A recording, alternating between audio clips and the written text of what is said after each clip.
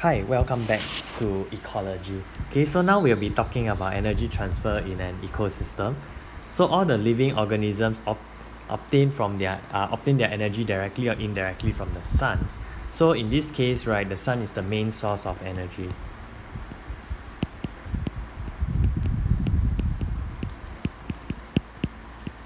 And in an ecosystem, the living organisms can be classified into different levels, which is the producer, consumer, and decomposer. Consumers, there are many different kinds, like primary consumer, secondary consumer, and tertiary consumer. And each of it has a particular purpose. Where the primary consumer generally will feed on plants, so we call them the herbivores. And then, of course, the secondary consumers will feed on the primary consumers, and these can be carnivores or omnivores, and then of course the tertiary and so on and so forth. Decomposers are the ones that actually feed on your dead organisms, like your bacteria, your fungi. And of course producers are the ones that actually are able to make food based on the sun as a source of energy through the process of photosynthesis.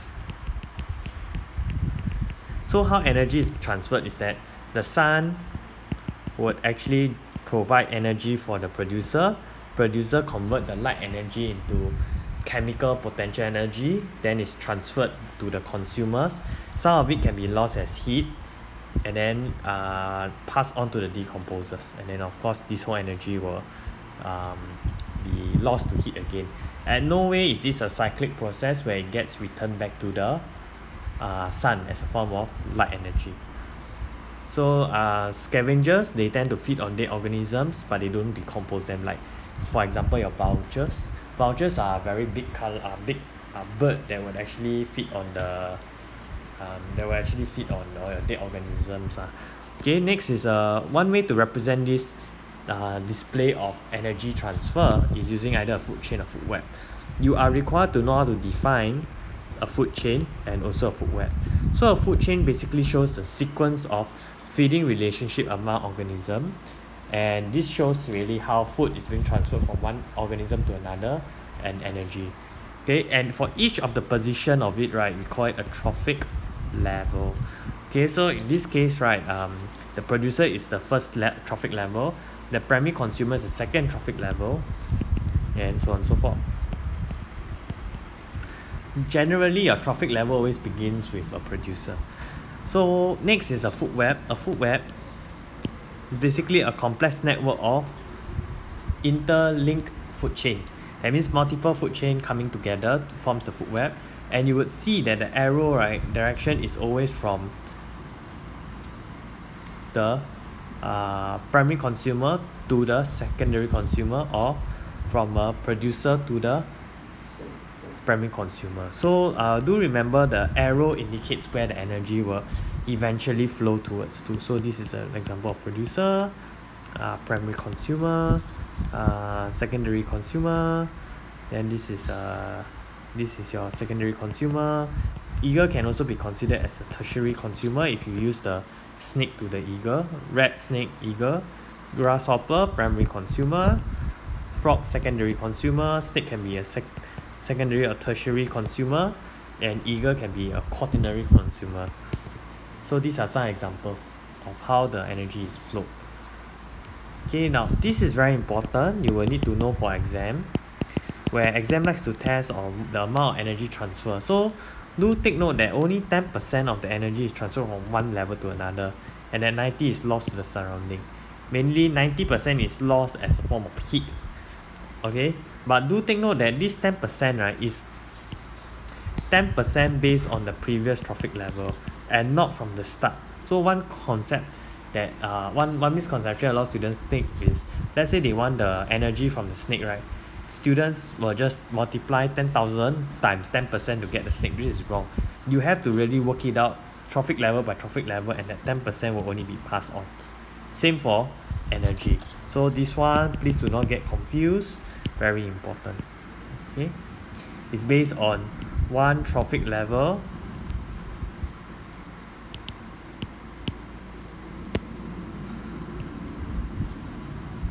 to the next trophic level.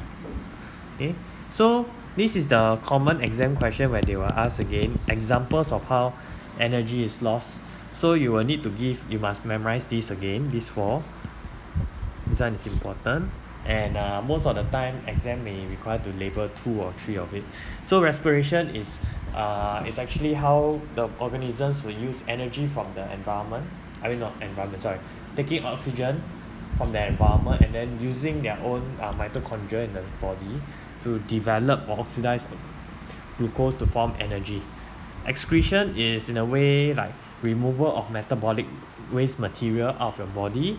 Removal of undigested food, that means egestion, and last but not least is radiation, heat in the form of heat. So this is heat, heat radiation. So hence the important point is that a food chain does not usually have 4 or 5. Even 5 will be a bit too long already, because the thing is, as you proceed more trophic level, you have too much energy being lost, where actually you only have a very small amount of energy.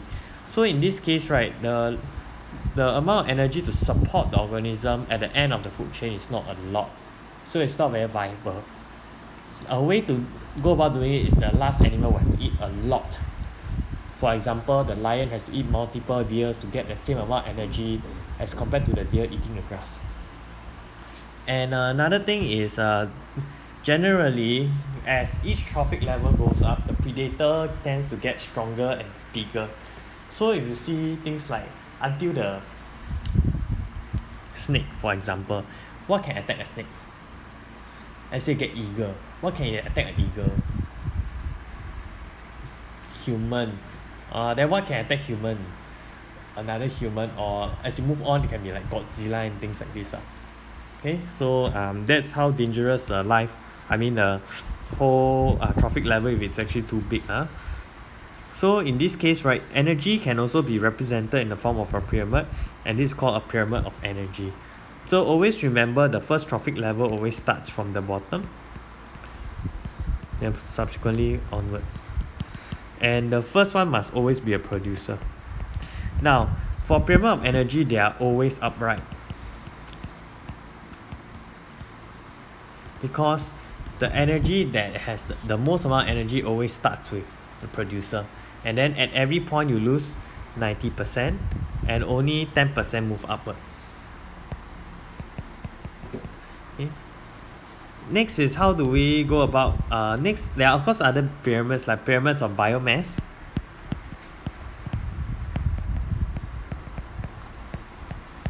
Okay, biomass is basically the pyramid of the dry mass, which is the amount of mass the organism contain removing the amount of water.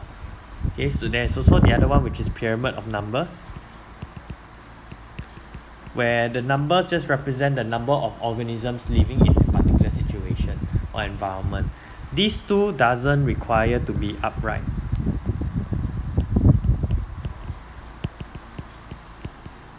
Upright meaning it doesn't have to have a pyramid shape.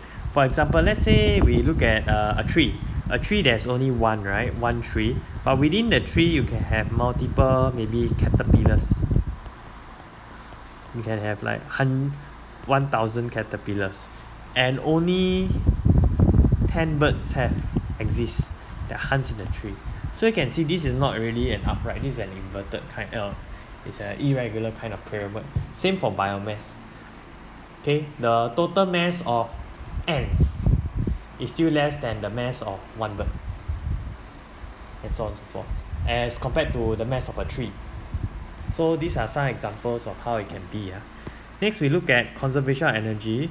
So why do we want to conserve the ecosystem, right? Is because the ecosystem is very important to help to maintain the whole environment, and how we actually interact with one another.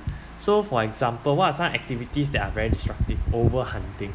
When you overhunt a particular organism, or you are actually disrupting the whole ecosystem. Let's say in the ocean, by overfishing, you are killing off more of the prey, or you kill off more of the predator. This will actually disrupt the food chain, and this will then result in the decrease in the population of fish. So for example, let's say you have fish A. Okay, so they have the grass, which is maybe the algae and what's not. Fish A, fish B, and then later maybe humans go and hunt it.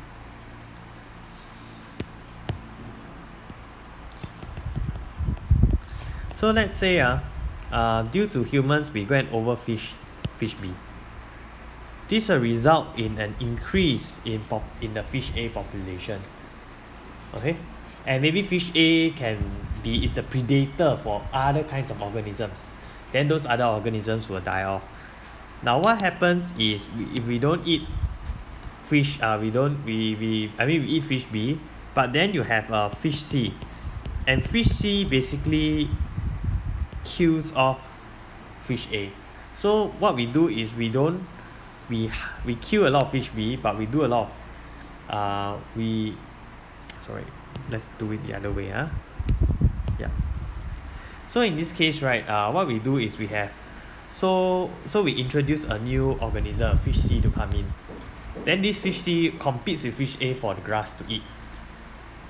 This will then means that you have a reduction in grass, which will then result in a reduction in fish A, right? Because not a lot of food available, so they tend to die off.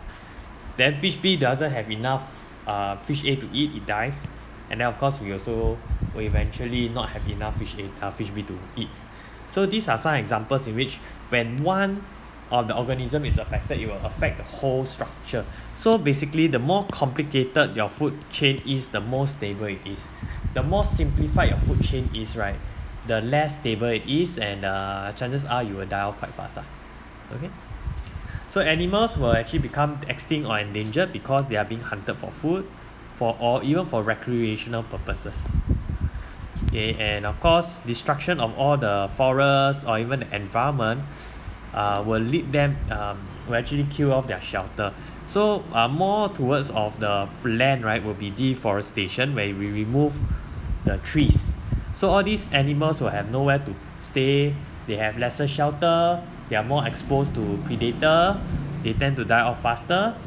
Even at a very young age, like a baby age, they got nothing to protect them from the rain and what's not, and therefore they will die off.